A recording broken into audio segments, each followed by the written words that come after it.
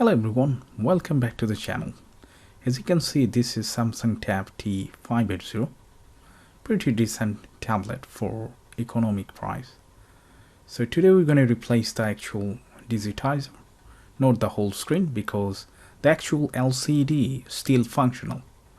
So make sure you turn it off and then take out the SIM card or memory card, whatever you have, and then you can use the fingertips like that. This is quite dangerous if you don't know how to do that. If you do have proper tools like that, that would be much more easier to do that. As you can see, I'm using metallic pry tool. I do prefer to use plastic tools because that is much more safer. And before you go forward, make sure you take out the memory card from the slot, because if you don't do, it's going to be easily damaged, either the memory card or the slot. And then slowly you need to pry this, and you have to be very careful next to the charging port and the speaker. And the edges, those are a little bit difficult, so make sure you try first from the middle of the section and go to the corner one by one, and then you can just pop this out, the actual back case.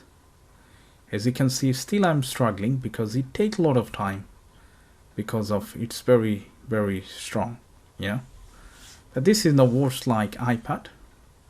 As you can see, this one came out, so take your time and do that. And that is the actual replacement, which is very easy to get, and the price around £15, the best quality one.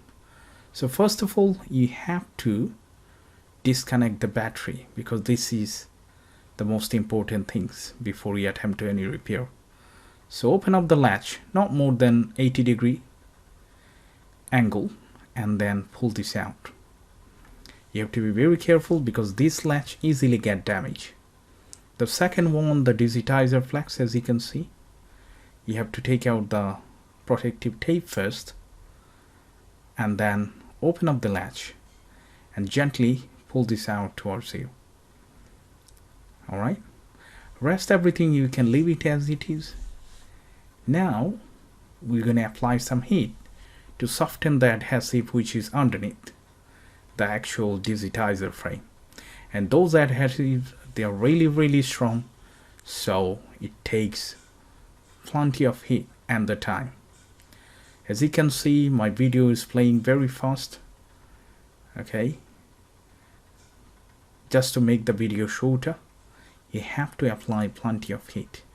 If you do use hair dryer, this is much more safer than any professional tools. The reason is, obviously those hair dryer, they are safe,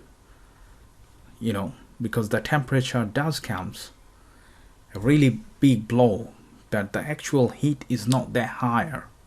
So this is absolutely safe for the hardware.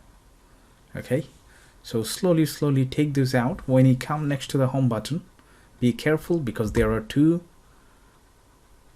sensor, one of them for the pages, another one for the back, which is called back button. Apply some more heat in there and slowly pull this out. It's always best to have the safety goggles and safety gloves, because those are very sharp plastic in between glass and plastic. So carry on like that until you get to the final point.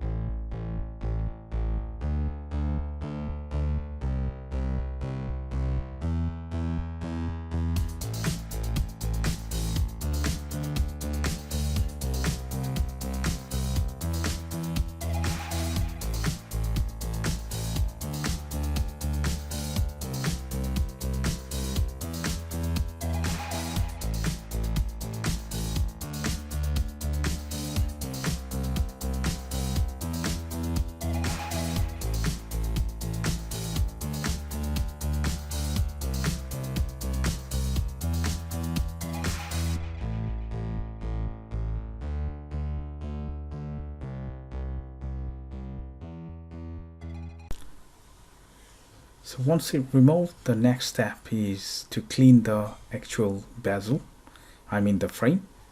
As you can see, those stickers, they are really strong, very thick. So if you don't clean it,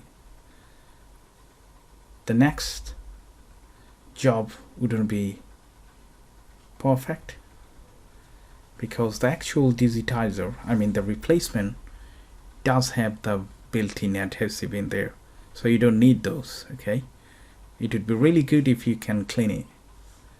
Okay, if you do proper clean, then the next, I mean the bond would be very strong and you don't see any gaps in between the frame and the actual digitizer. Okay, and never touch this LCD, because if you do, then you're gonna left the fingerprint here, you know.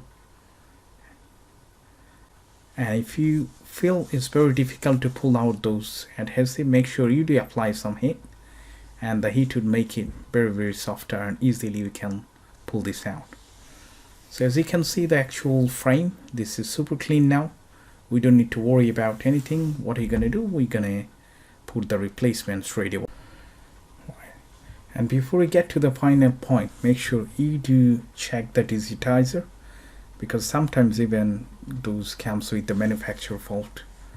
Okay, so to make sure this is not faulty, you connect it before we attach the actual adhesive, and then try to type from A to Z, 0 to 9. Then you can make sure the touch is working or not. Okay, so I peeled it off already and it should be fine. Now let's do one by one, reconnect everything, and then we're going to power it up and check if the touch is working. I tested anyway and the touch is absolutely fine. I did test it more than 3 times in 3 different ways.